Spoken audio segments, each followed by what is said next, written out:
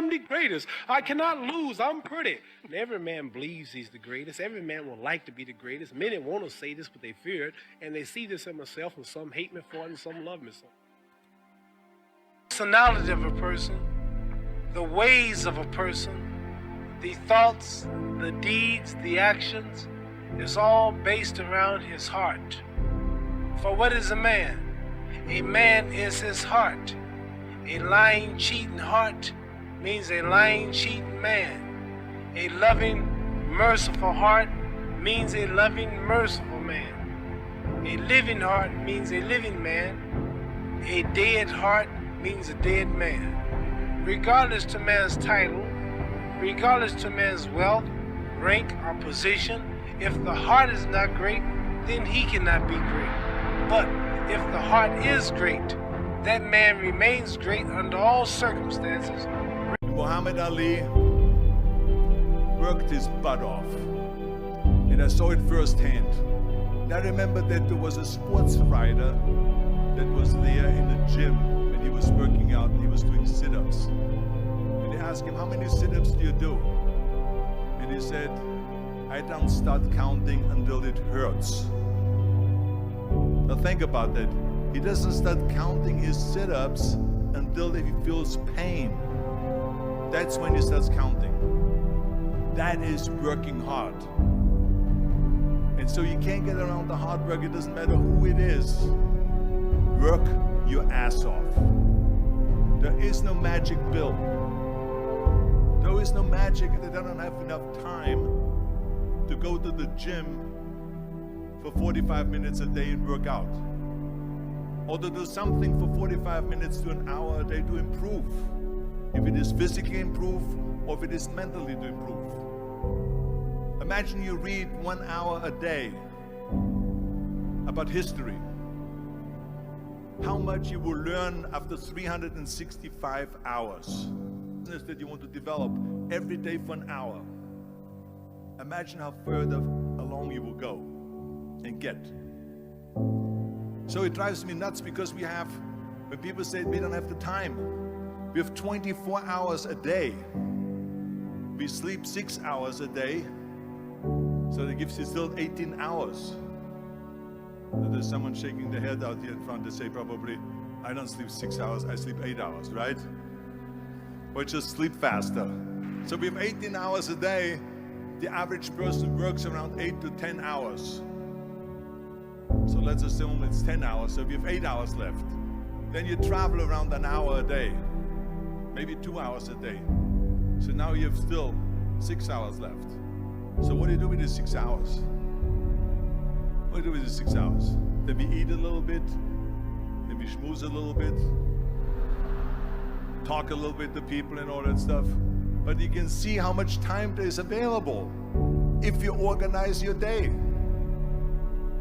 So you got to work hard. I hate plan B. And I tell you why.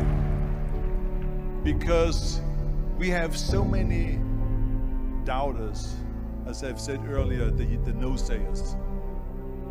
We have so many of those people that say no, and you can't do it, it's impossible. Out everybody, and no one can whoop him. That's when that little Cassius Clay from Louisville, Kentucky came up and stopped Sonny Liston, the man who annihilated Floyd Patterson twice. He was going to kill me. But he hit harder than George. His reach was longer than George. He's a better boxer than George. And I'm better now than I was when you saw that 22-year-old undeveloped kid running from Sonny Liston. I'm experienced now, professional. Jaw's been broke, been lost, knocked down a couple times. Bad. Been chopping trees. I done something new for this fight. I done wrestled with an alligator. That's right. I have wrestled with an alligator. I done tussled with a whale. I done handcuffed lightning, throw thunder in jail. That's bad. Only last week, I murdered a rock, injured a stone, hospitalized a brick. I'm so mean, I make medicine sick. Man, dude. Yeah. He knew that. Fast. Last night, I cut the light off in my bedroom, hit the switch, was in the bed before the room was dark.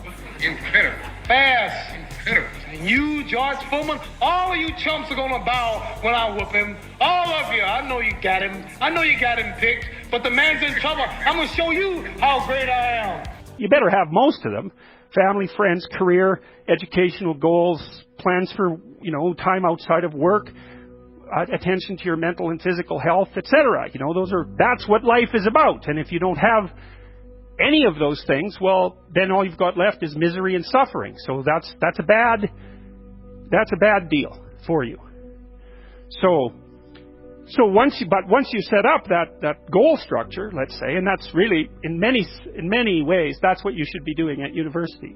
That's exactly what you should be doing, is trying to figure out who it is that you're trying to be, right? And you aim at that, and then you use everything you learn as a means of building that person that you want to be. And I really mean want to be. I don't mean should be, even those things are going to overlap. And it's important to distinguish between those, because that's partly, and this is back down to the micro-routine analysis. So as I was saying, well, you're going to try to make yourself more industrious.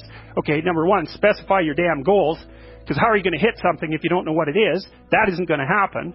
And often people won't specify their goals too, because they don't like to specify conditions for failure. So if you keep yourself all vague and foggy, which is real easy, because that's just a matter of not doing as well, then you don't know when you fail.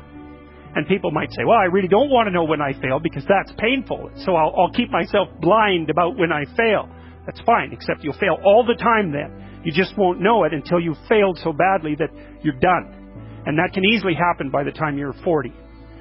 So I would recommend that you don't let that happen. So that's willful blindness, right? You could have known, but you chose not to. Okay, so once you get your goal structure set up, you think, okay, if I could have this life, looks like that might be worth living, despite the fact that it's going to be, anxiety-provoking and threatening, and there's going to be some suffering and loss involved and all of that. Obviously, the goal is to have a vision for your life such that, all things considered, that justifies your effort. Okay, so then what do?